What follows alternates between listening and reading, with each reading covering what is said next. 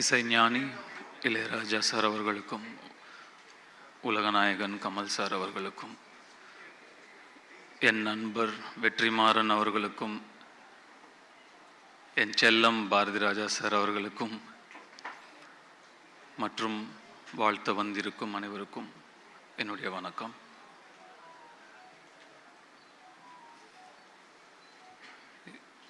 எண்ணம் போல் வாழ்க்கை அப்படின்னு ரொம்பவும் நம்புறதும் அடிக்கடி சொல்கிறதும் உண்டு.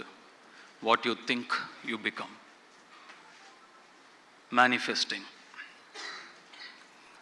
நம்மள பல பேர் இரவு தூக்கம் இல்லைன்னா இளையராஜா சாரோட பாட்டை அப்படியே கேட்டுட்டு எதமாக மெய் மறந்து தூங்குவோம்.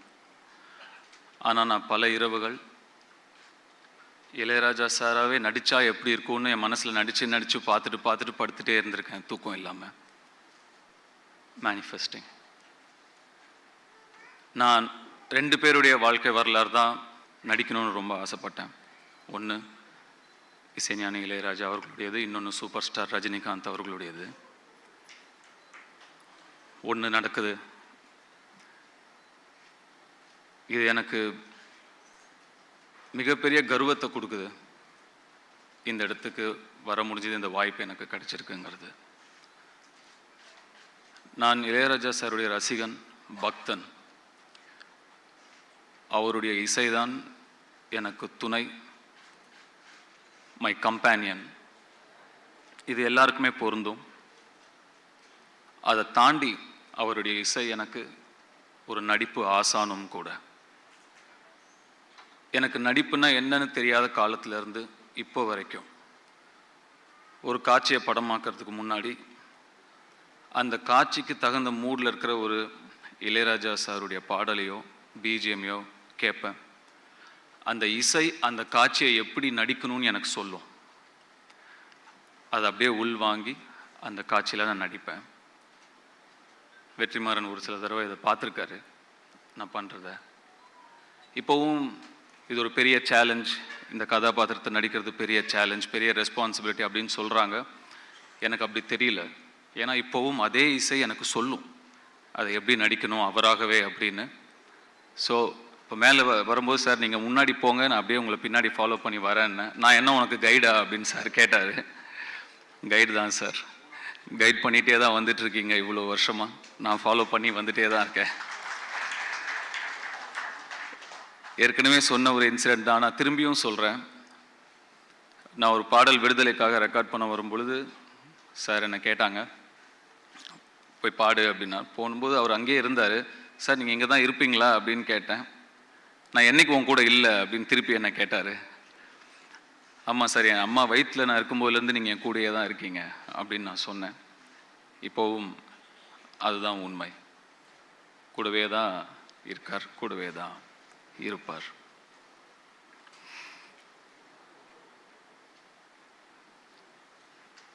நிறைய விஷயங்கள் பேசணும்னு நினைக்கிறோம். ஆனால் நம்ம முன்னாடி நிறைய பேர் பேசுறதுனால நிறைய பாயிண்ட்ஸ் நம்ம யோசிச்சுட்டு வந்துடுது, போயிடுது. வெற்றி ஒரு சில விஷயங்களை அப்படியே போகிற போக்கில் அடிச்சிட்டாரு. இப்போ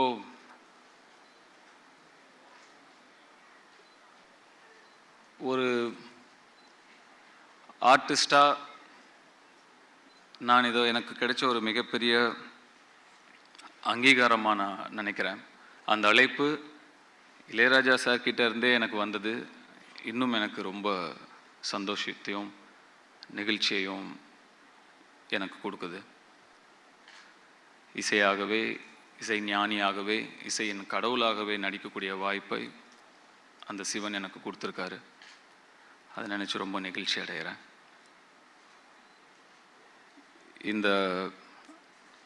இங்கே இதை வாழ்த்த வந்திருக்கும் கமல் சார், அவருக்கு இசை மீதும் இசைஞானி மீதும் இருக்கும் காதலையும் அன்பையும் இதை காட்டுது. ரொம்ப நன்றி சார். அருண் நிறைய ப்ரெஷர் போடுறாங்கன்னு நினைக்கிறேன். எந்த ப்ரெஷரும் எடுத்துக்காதீங்க. இதை என்ஜாய் பண்ணி பண்ணுற ஒரு விஷயமாக தான் நான் பார்க்குறேன். இந்த ஒரு வரலாற்று சிறப்பு மிக்க ஒரு படைப்பில் நம்ம இருக்கோங்கிறத என்ஜாய் பண்ணணுமே தவிர நம்ம அதை ப்ரெஷர் எடுத்துக்கூடாது, சேலஞ்சாகவும் நினச்சக்கூடாதுன்னு நான் நினைக்கிறேன்.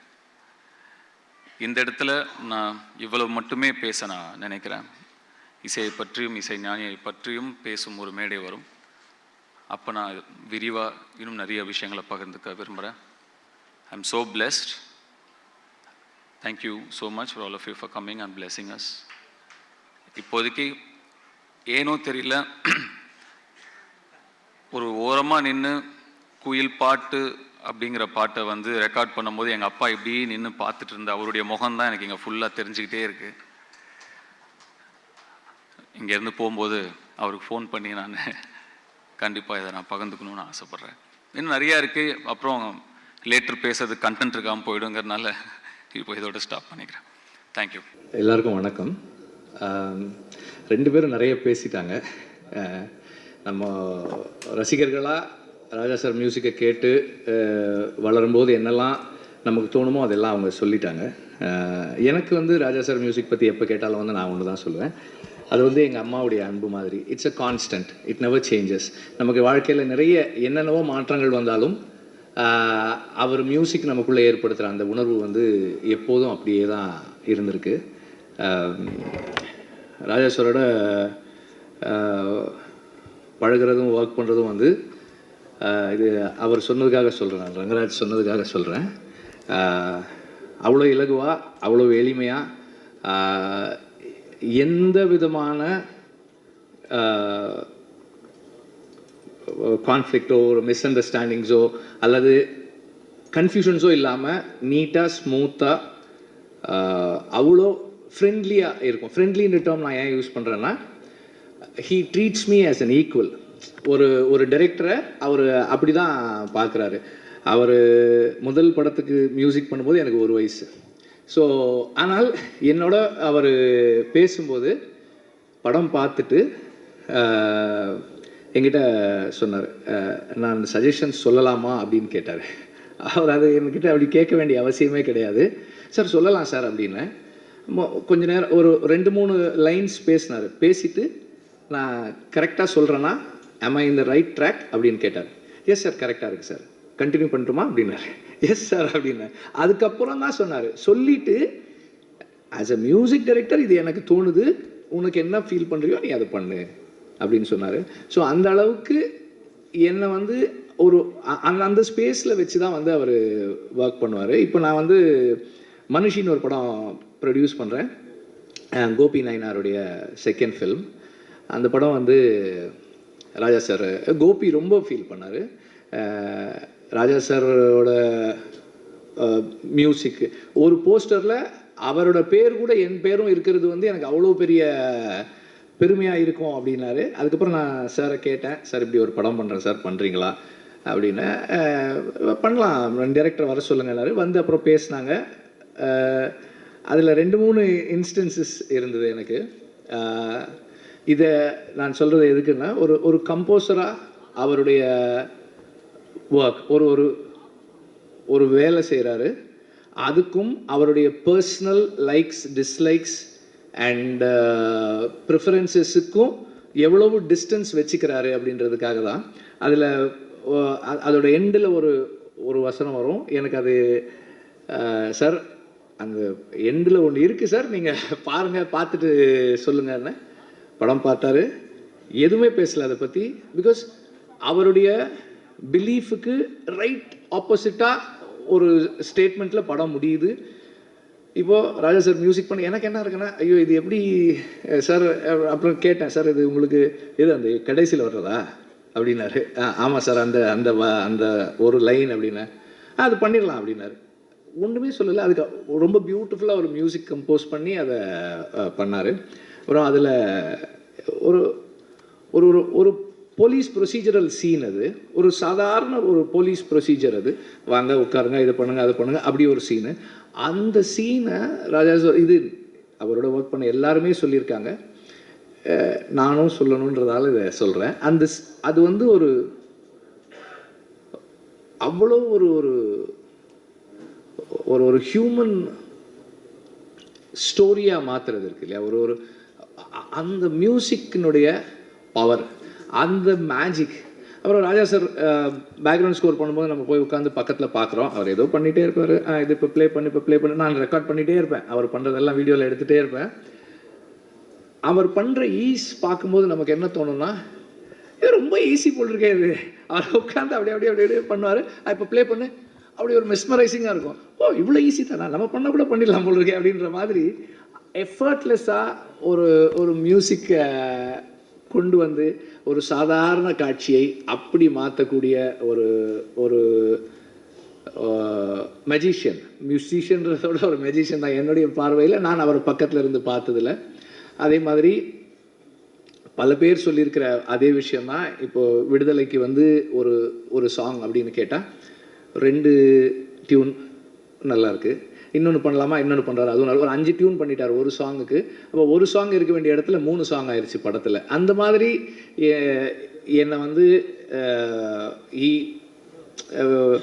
அவ்வளோ தனக்கு அவ்வளோ நெருக்கத்தில் அலோவ் பண்ணி he is letting me see himself, அவரோட பேசுறது, அவர் எக்ஸ்பீரியன்ஸஸை ஷேர் பண்ணிக்கிறது, இதெல்லாம் அவ்வளவு என்ரிச்சிங்காக இருக்குது எனக்கு as a person. And as a film maker அவர் அந்த ஒரு ஃபில்மை அண்டர்ஸ்டாண்ட் பண்ணிக்கிறது, அப்ரோச் பண்ணுறது, and way he treats background score for a film. ஒரு சீன் பார்த்துட்டே இருந்தார், அவர் நோட்ஸ் எழுத ஆரம்பிக்கும் போது சொன்னார், அந்த சீன் ரொம்ப நல்லா இருக்குது, அதனால் அதை அப்படியே விட்டுருவோம், மியூசிக் வேண்டாம் அப்படின்னாரு. இதெல்லாம் வந்து எனக்கு நார்மலாக நம்ம இது வரைக்குமான அனுபவம் வந்து ரொம்ப நல்லாயிருக்கு, நம்ம இன்னும் நல்லா ஒரு மியூசிக் பண்ணணும் அப்படின்றது ரொம்ப நல்லாயிருக்கு. Let us stay away, let us give the space for silence அப்படின்றது, இதெல்லாமே வந்து ரொம்ப ஸ்பெஷலானது. These are all my personal experiences. And Raja சாருடைய லைஃபை படமாக எடுக்கிறது அப்படின்னும் போது it's a big documentation of a nation. இந்த நாட்டினுடைய அவர் ஒர்க் பண்ணிக்கிட்டு இருக்க இந்த 40+ இயர்ஸ் ப்ளஸ் அவர் அந்த பாயிண்ட்டுக்கு வர்றதுக்கு முன்னாடியான 40 இயர்ஸ், இவ்வளவு காலங்களையும் ஒரு நாட்டினுடைய வரலாற்று பதிவாக அவருடைய இசையில் நாம் கொண்டு வந்து சேர்க்குறோம். Because film music is our bookmarks of life. ஒரு பாட்டை கேட்டால் ஒரு அனுபவம் வரும். எனக்கு வந்து தேவர் மகன் சாங் கேட்டால், நானும் என் ஃப்ரெண்டும் வந்து ஒரு ராணிப்பேட்டிலேருந்து வெள்ளூர், எனக்கு இப்போ ஜாண்டிஸு, வீட்டில் உட்கார வச்சுருந்தாங்க, எங்கள் அம்மாவுக்கு தெரியாமல் சைக்கிள் எடுத்துக்கிட்டு போனோம். அங்கேருந்து போய் அந்த படத்தை பார்த்துட்டு திருப்பி வந்தோம். எனக்கு அது ஞாபகம் வரும், தேவர் மகன் சாங். ஸோ என்னோடய லைஃப்பில் முக்கியமான events, I mean not my own life but everybody's life, நமக்கு ஃபில்ம் மியூசிக் வந்து லைஃப்பை, ஈவெண்ட்ஸை, பர்சனல் ஹிஸ்ட்ரியை மார்க் பண்ணுற புக் மார்க்ஸாக இருக்கிறது வந்து ஃபில்ம் மியூசிக் நமக்கு. அப்போ அந்த மாதிரி இன்றைக்கி இருக்கிற இங்கே இருக்கிற எல்லாருடைய வாழ்க்கையிலும் ஏதோ ஒரு விதத்தில் அவங்களோட பர்சனல் ஹிஸ்ட்ரியில் ராஜா சாரோட மியூசிக் இருக்குது.